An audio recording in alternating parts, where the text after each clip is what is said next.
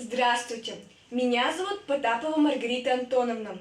Я учусь в 8 А классе 24-й школы города Сыктывкара. И я прочитаю отрывок из повести Николая Васильевича Гоголя «Шинель» на английском языке.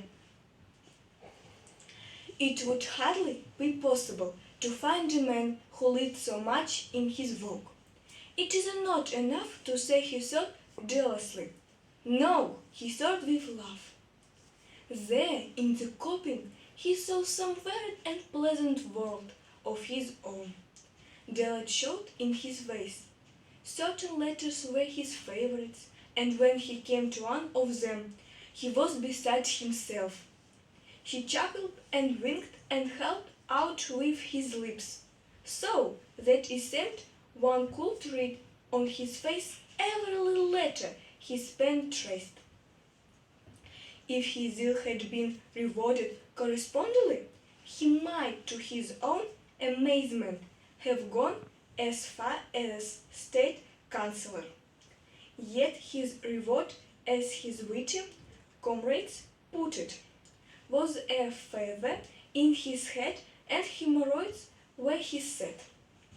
However, it was impossible to say he went entirely unnoticed.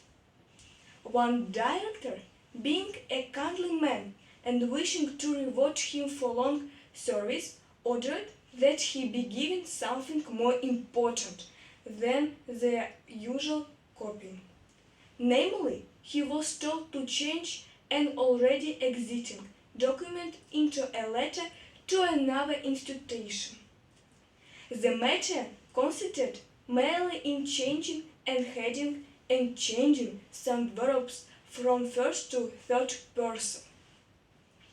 This was such a task for him that he got all in a sweat, rubbed his forehead, and finally said, "No, better let me copy something."